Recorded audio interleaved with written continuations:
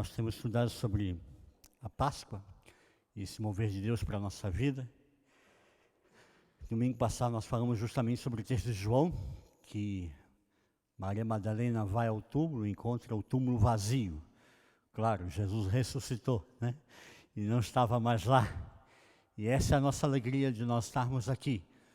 A partir desse momento, nós estamos vivenciando um tempo que se chama o tempo em que o ressurreto está presente com a sua igreja.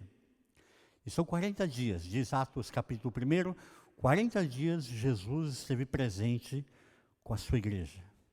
E hoje nós vamos ver o segundo encontro. O primeiro foi Maria Madalena, lógico. Maria Madalena vai ao túmulo, encontra o túmulo vazio, e chega ali, ela vê dois anjos, acha que são dois homens que estão ali dentro, não entende. Ela olha para trás, vê Jesus, mas não entende que é Jesus, acha que é o jardineiro, e fala: onde o Senhor colocou o corpo do meu Senhor? E aí é interessante porque a primeira aparição de Jesus, o ressurreto, é para uma mulher, numa cultura machista. Vale a pena ressaltar isso. É uma ex-prostituta. Vale a pena ressaltar de novo. Ex-endemoniada. Vale a pena ressaltar de novo. E Jesus não aparece para Pedro, bonitão, Aparece para Maria Madalena. E esse texto de Lucas 24 é a segunda aparição.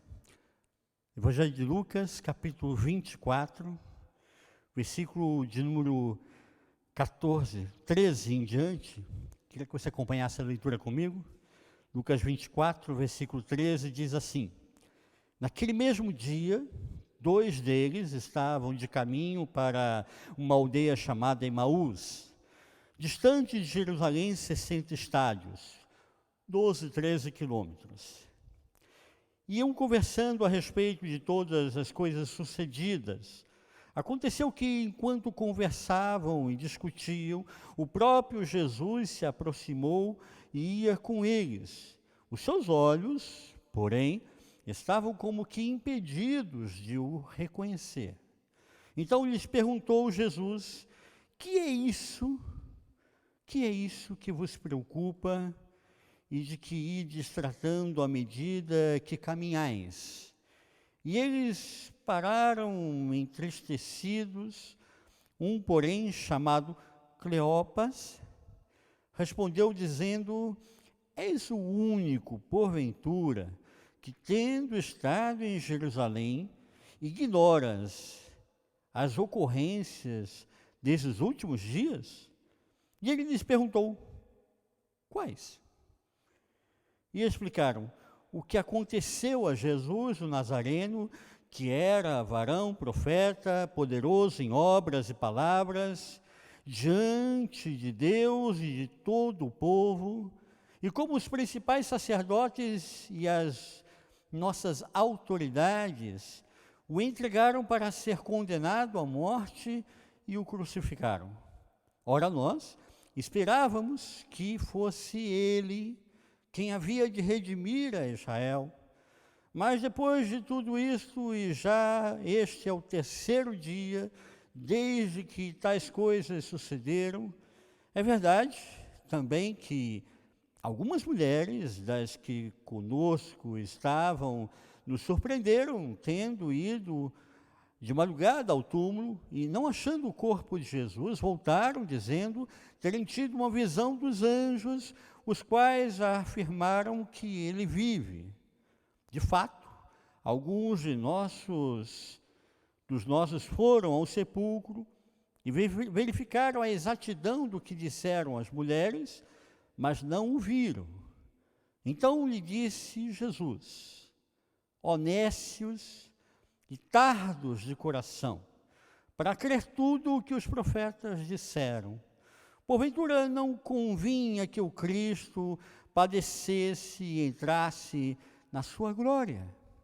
E começando por Moisés, discorrendo por todos os profetas, expunha-lhes tudo a seu respeito. Constava em todas as Escrituras.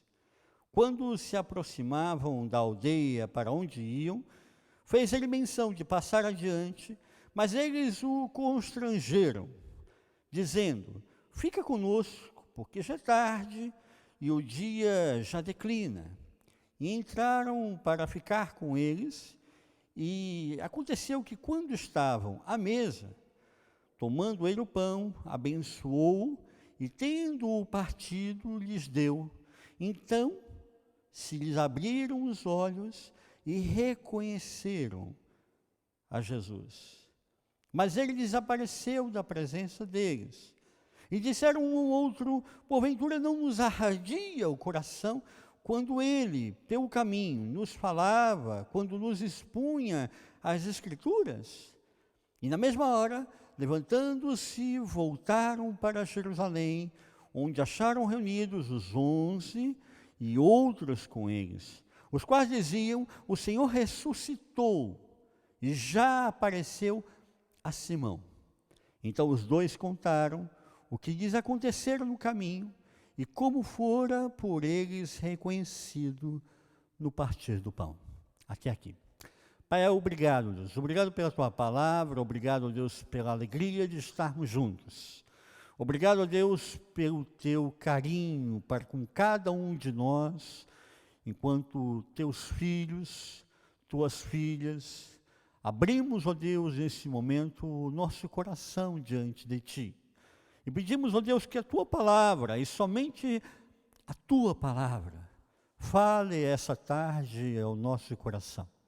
Importa que o homem diminua e Cristo Jesus, e somente Cristo Jesus, venha crescer em nosso meio essa noite. No nome e por amor do Senhor Jesus, nós oramos e agradecemos. Amém, Senhor. Amém. Podemos assentar.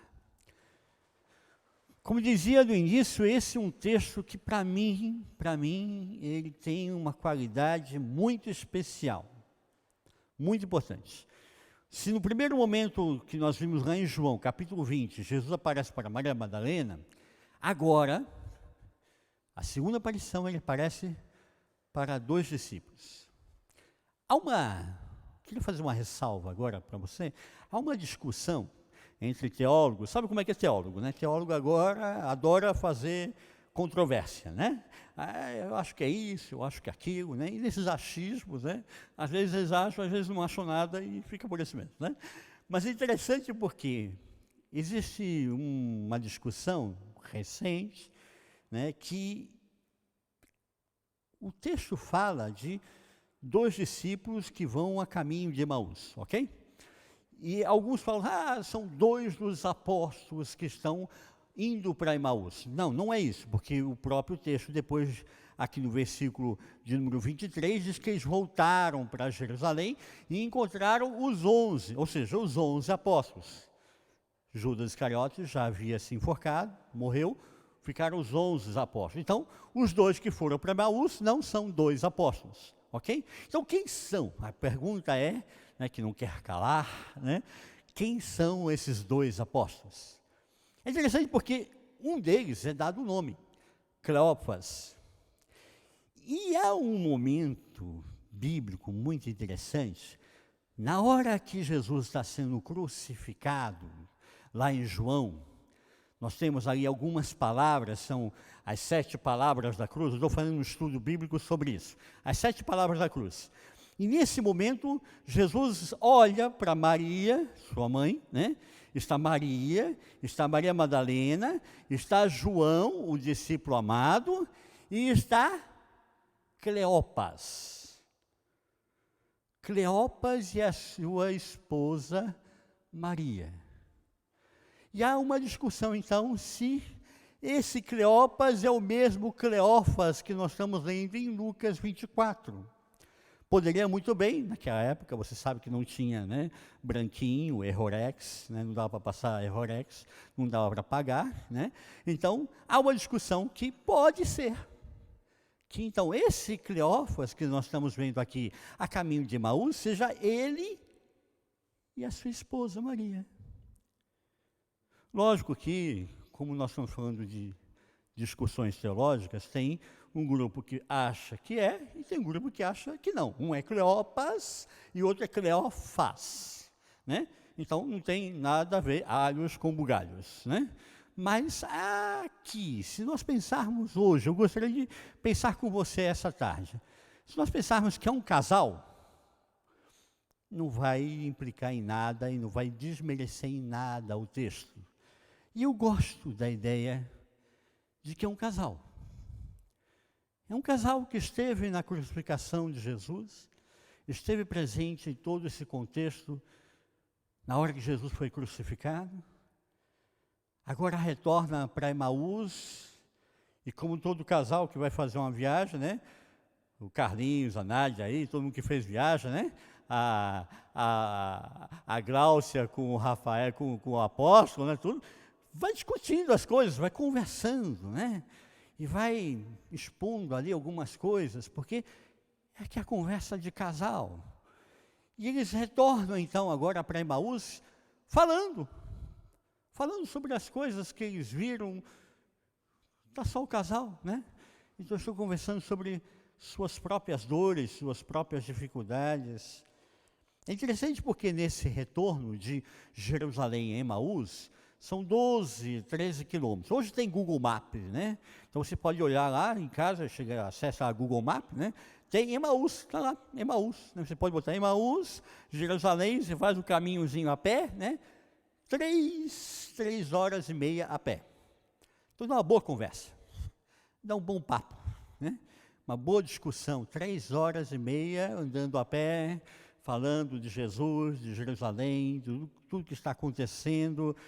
E eles ali falam, então, da sua dor, da sua luta, voltando até Emaús, né? Até Jearim, que é a região de Jearim. E nesse momento aparece Jesus. E Jesus não é reconhecido. E o casal, pensamos assim que seja um casal, vê outro viajante caminhando ao lado deles, mas não o reconhecem. Fica aqui uma dica, às vezes nós pensamos que estamos caminhando sozinhos e que Jesus não está ouvindo a sua oração. Mentira. Porque muitas vezes está caminhando Jesus do seu lado e é você que não está enxergando. Interessante esse texto nessa perspectiva. Podemos pensar que algumas ressalvas. Para mim, me encanta olhar para o texto e ver algumas coisas que me chamam a atenção no contexto aqui.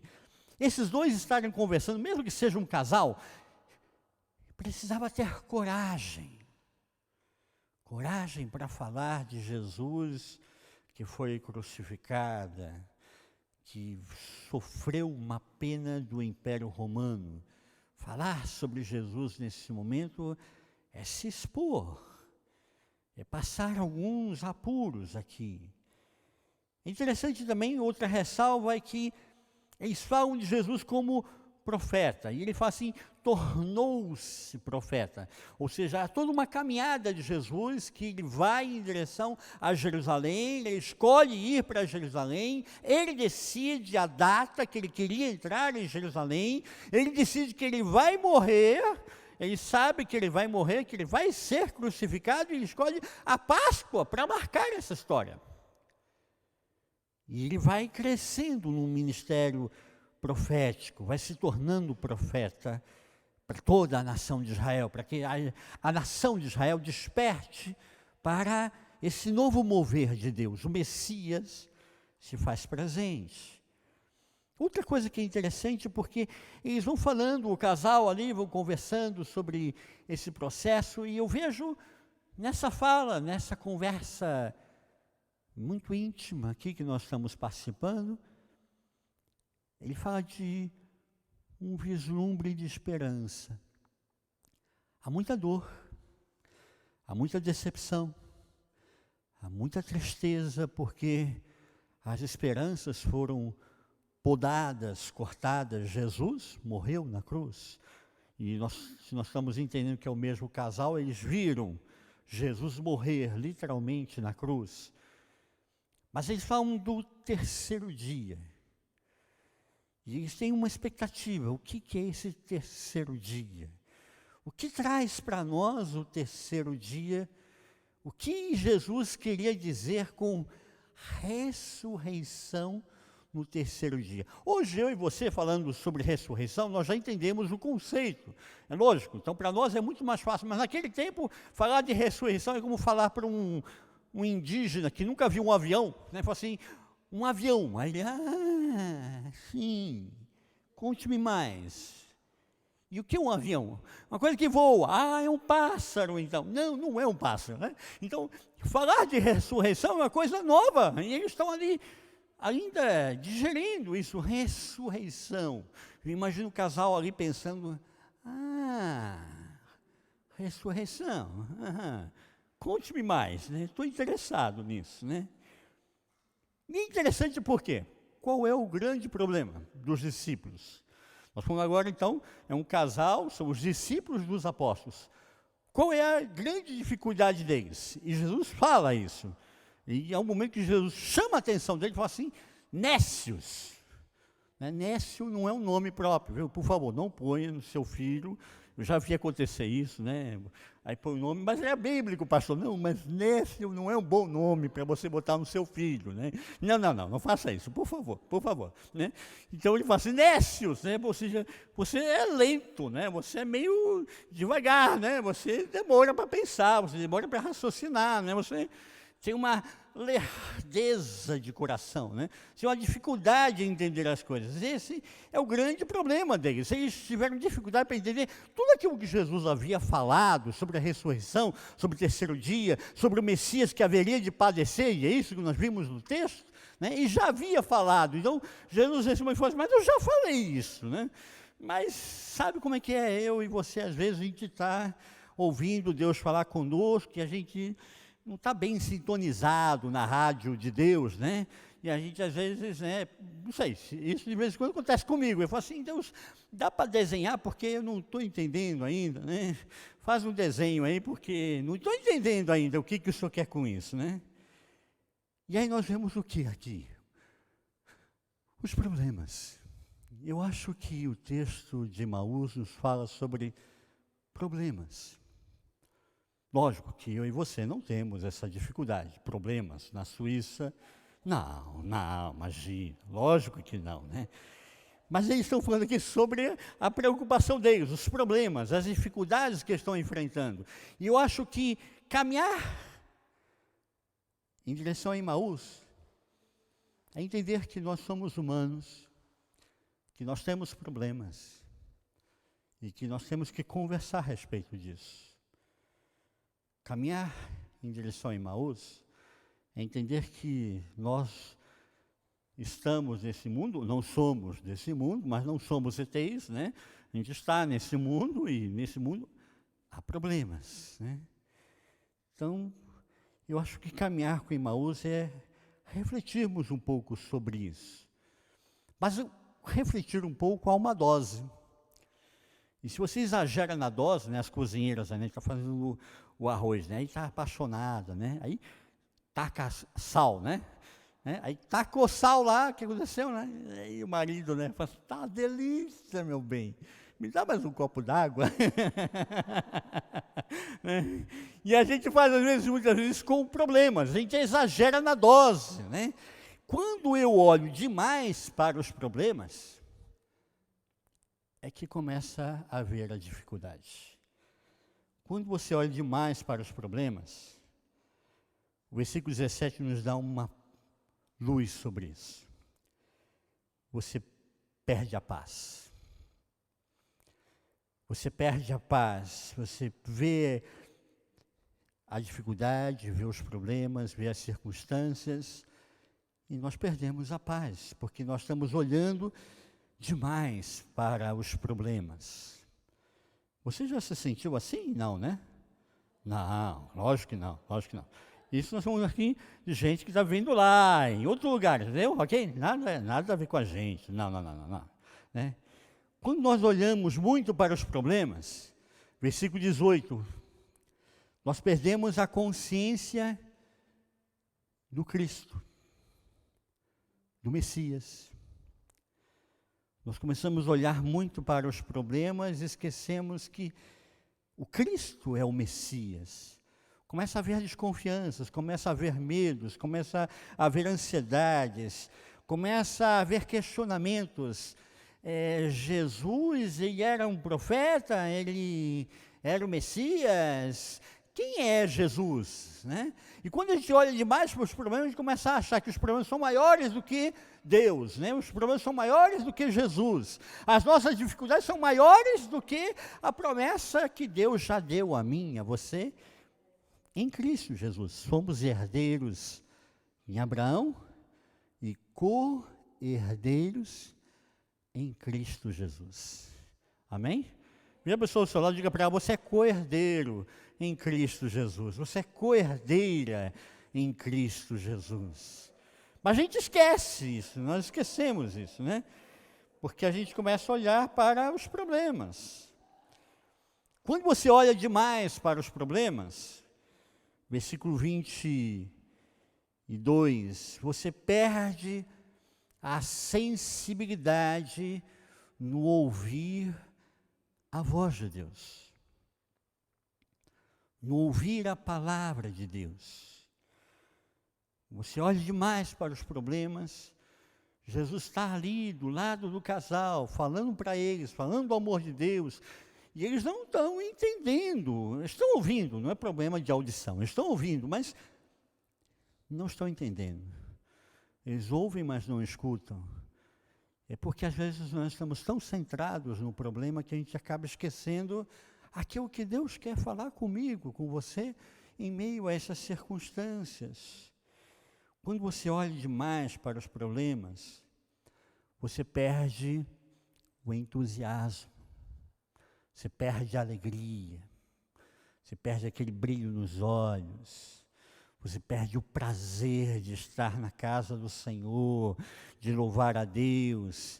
E muitas pessoas, quando passam por problemas, já se afastam da igreja. Ao invés de voltar, seria o contrário, ir para a igreja, porque é lá que eu vou colocar no altar de Deus a minha dor, a minha dificuldade, vou buscar em Deus a resposta, né? Não, ele se esquece, ele se afasta, e se afasta da voz de Deus, se afasta de ouvir a voz de Deus, e perde o entusiasmo. Então, o que nós podemos entender nesse momento? Como você tem buscado a Deus? Como você tem buscado a palavra de Deus? O que é a Bíblia para você em relação aos seus problemas? Se eu olho para a Bíblia e não vejo resposta para o meu dia a dia, para solucionar os meus problemas, então eu vou olhar a Bíblia como mais um livro, para ser queimado, jogado no fogo, e não tem nenhum sentido para mim. Mas se eu olho a Bíblia como palavra de Deus, como projeto de Deus para mim, para você, enquanto vida pessoal, enquanto casal, enquanto família, enquanto igreja do Senhor, então começa a haver mudança na nossa caminhada com Cristo Jesus. Portanto, eu entendo que caminhar no caminho de Emaús é entender tudo isso e deixar que a palavra de Deus nos fale, a palavra de Deus fale comigo, com você, em meio a esse contexto. E aí nós vemos Jesus presente, Jesus tentando falar com o casal, Jesus tentando falar com os seus discípulos, trabalhar a fé deles e levá-los a entender um pouco daquilo que estava realmente acontecendo, não aquilo que eles achavam que estava acontecendo, mas realmente o que estava acontecendo. Jesus ressuscitou e vocês ainda estão chorando. E eu acho que isso também encaixa um pouco a nossa caminhada do dia a dia. Muitas vezes nós estamos olhando para as circunstâncias, para os problemas, para as dificuldades, e estamos achando que Jesus não está conosco, quando Jesus está do nosso lado. E dizendo: você está chorando, e isso é vitória. E se derramou leite, melhor, porque agora vem leite fresco. E Deus tem sempre mais para mim e para você. Deus tem promessas a serem cumpridas na minha vida e na sua vida em Cristo Jesus. Então Jesus chama os viajantes, o casal, os discípulos, de nécios. Nécios é aquele que carece de entendimento, é aquele que não está entendendo, compreendendo aquela realidade. Aquilo que ele acha que é ruim é a bênção. Queimou tudo, Marco. Que bom, aleluia, glória a Deus. Você entende? Segunda-feira amanhã tem que pagar aquela fatura, não tenho dinheiro. Aleluia, que bom. Oh, glória, porque eu não tenho, né? Mas eu sou filho do dono do ouro e da prata. Ele tem. O papai vai resolver, né? Enquanto você está tentando resolver sozinho, com as suas próprias mãos, aí Deus falou assim, tá bom, então vou botar a mão no bolso aqui, né? Resolve aí, Marcos, se vira. Né? Quando eu falo assim, papai, e falei, já veio o filho, né? Como é que o filho faz, né? Pai. E você que é pai, você que é mãe, você socorre. E assim Deus é para comigo e com você. Se eu que sou pai, sei dar coisas boas aos meus filhos, que dirá Deus? Quanto mais Deus pode dar a mim e a você aquilo que nós nem imaginamos, nem sonhamos, não entendemos. Então nós vemos Jesus falando com o casal. E falando para restaurá-los. E qual é a primeira tentativa que ele usa para restaurar o casal? Ele começa a discorrer desde Moisés, passando pelos profetas, fala dos salmos. Você olha para o Antigo Testamento inteiro fala do Messias. Você pega Isaías, é o profeta que mais falou de Jesus. E aí você começa a entender o que é Jesus e quem é Jesus. E o que Jesus tem para mim, para você.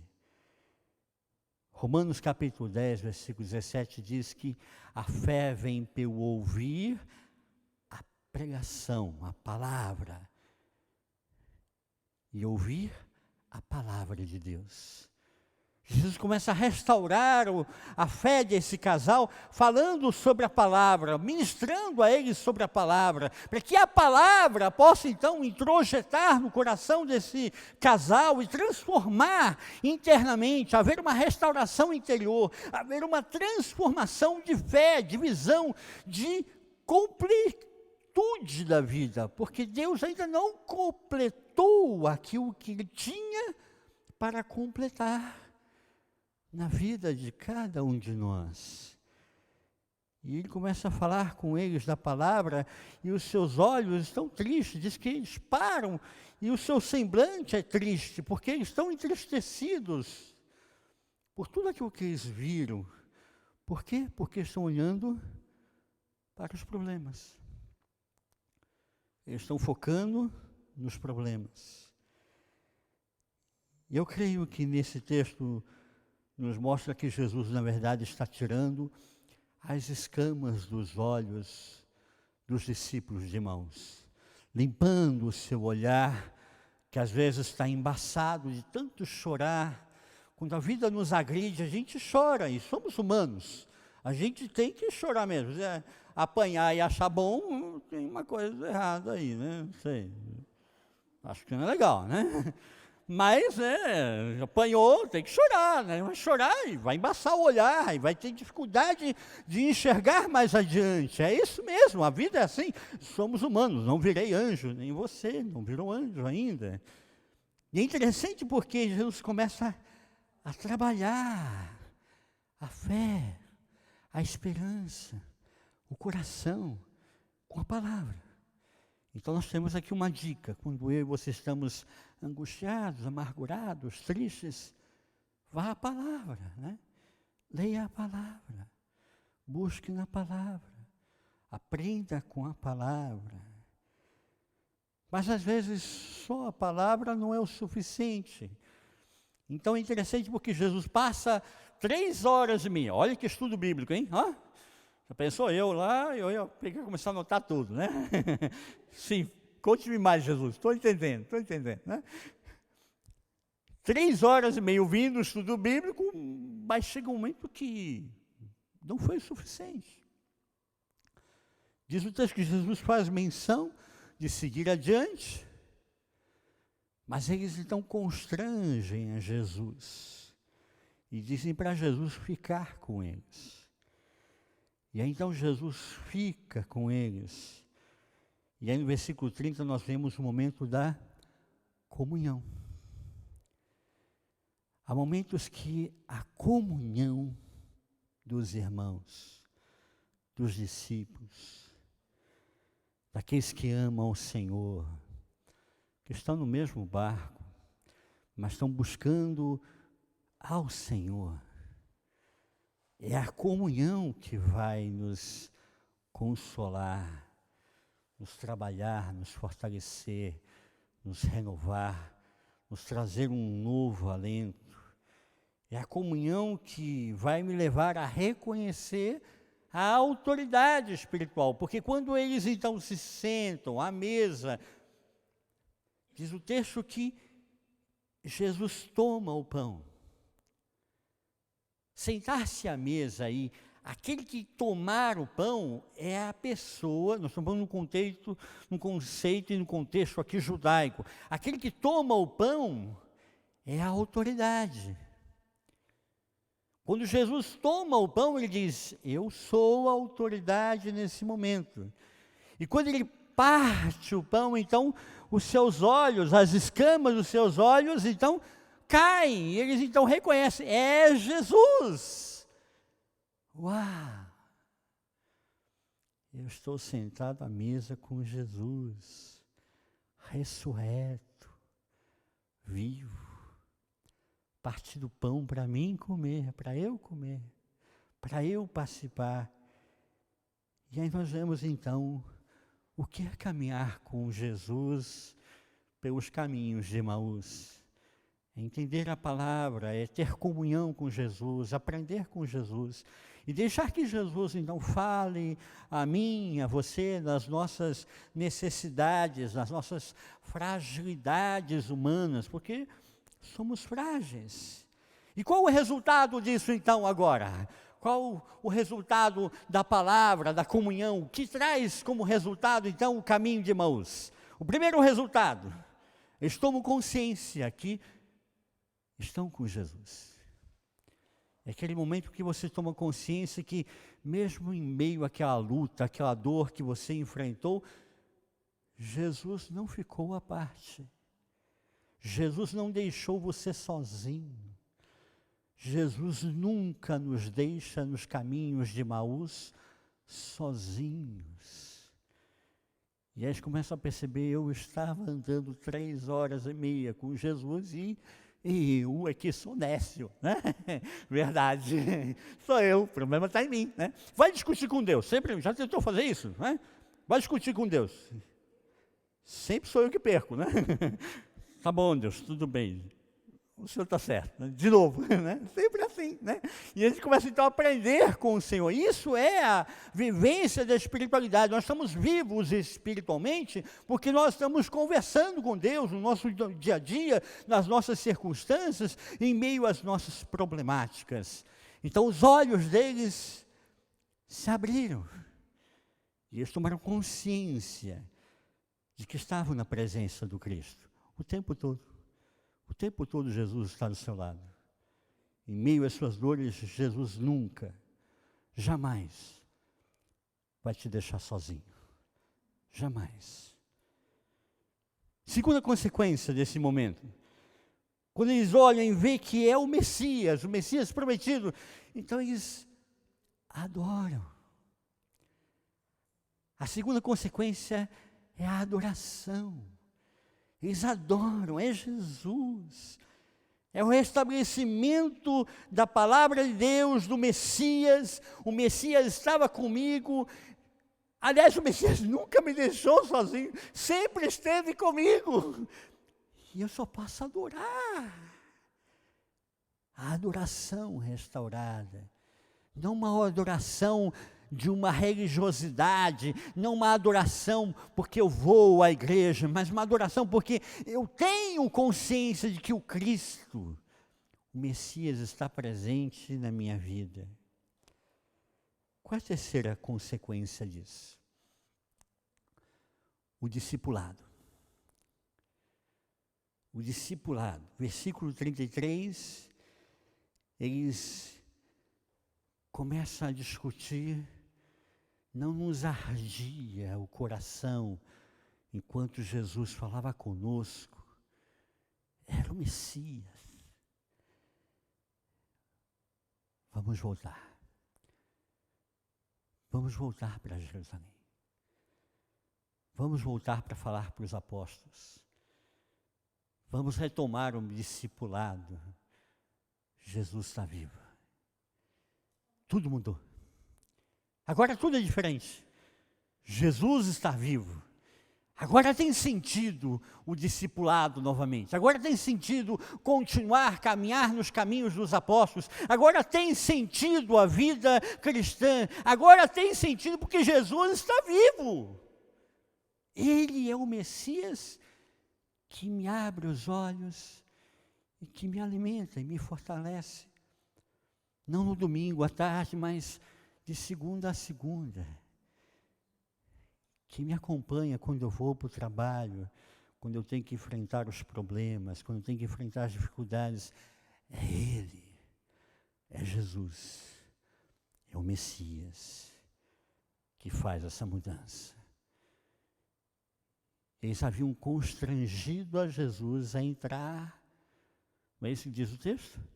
Porque era tarde, já estava ficando de noite, né?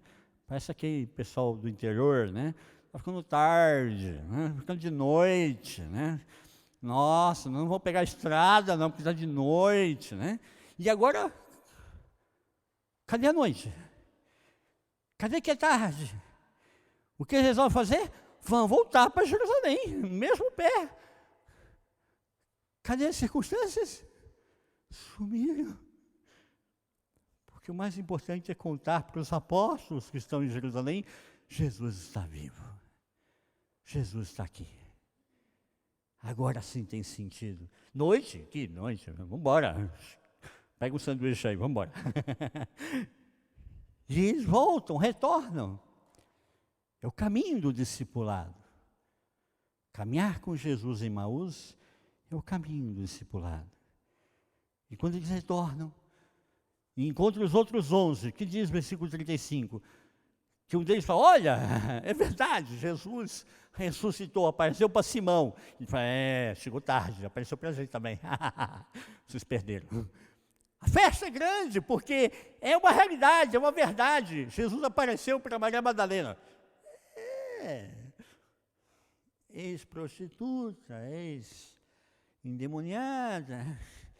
O currículo dela não está muito bom aqui, vamos deixar aqui de lado. Se tiver outro concorrente, a gente traz de volta, né? Mas agora é o casal, e são dois que estiveram, né? Eu vi, né? Ela também, né? Então nós vimos, é Jesus. E a gente vê então a comunhão sendo restaurada, o serviço ao Senhor, o desejo de fazer a missão, sendo restaurados. Mas o que mudou? Jesus foi crucificado, Jesus foi sepultado, Jesus morreu, ressuscitou ao terceiro dia, já tinha aparecido para Maria Madalena, mas não havia aparecido para mim. Eu precisava ter a minha experiência com Jesus. Eu preciso ter a minha experiência com Jesus. É legal ouvir a experiência da Gláucia, é ouvir a experiência da outra Gláucia 1, Gláucia 2, né? Em 3, 4, 5, né? É legal ouvir a experiência do Carlinhos, é legal ouvir a experiência da Nádia, depois tem testemunho depois para contar para vocês aí, né? Testemunho fresquinho. É legal, mas eu preciso da minha experiência com Jesus. Eu preciso ter a minha experiência no caminho de Emaús com Jesus pessoal. Isso é a minha bagagem. É a minha malinha, que aonde eu for, ela vai comigo. E quando alguém falar assim, porque Jesus nunca existiu, eu, coitado, não sabe, nunca viu Jesus, não caminhou com Jesus no caminho de Emaús. Eu caminhei, posso te contar, se você tiver tempo, senta aí, vamos tomar um café, te conto a minha caminhada de Emaús com Jesus. E eu vejo essa caminhada de Emaús, então, a caminhada desse casal, exatamente a mesma que eu e você fazemos. Quantas vezes nós estamos caminhando, olhando para as circunstâncias, para os problemas, e achando que Jesus não está conosco. Mentira! Está. Está. E vai continuar estando.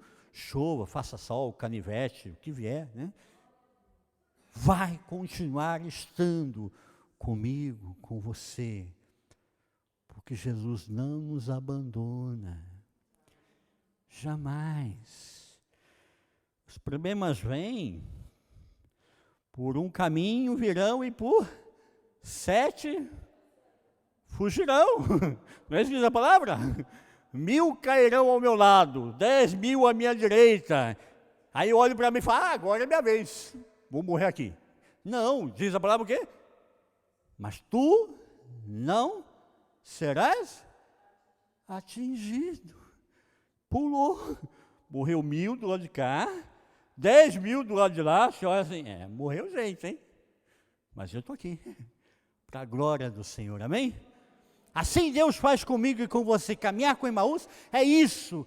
Caminhar com Emaús é hoje. Caminhar com Emaús é a semana que eu e você passamos. Olhamos para as circunstâncias, olhamos para os problemas, olhamos para as dificuldades, mas Jesus esteve comigo, com você, e vai continuar comigo e com você, apesar de todas as demais coisas, mas Ele nunca nos abandona.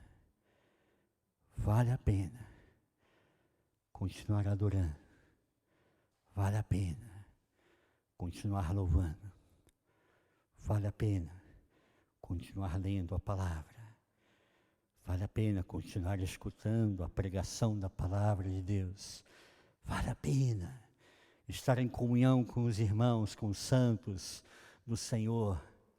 Vale a pena servir a esse Deus que me ama, que ama a minha vida, apesar dos meus defeitos, apesar dos meus pecados. Mas Ele me ama, Ele ama você. Você é amado, você é amada do Senhor.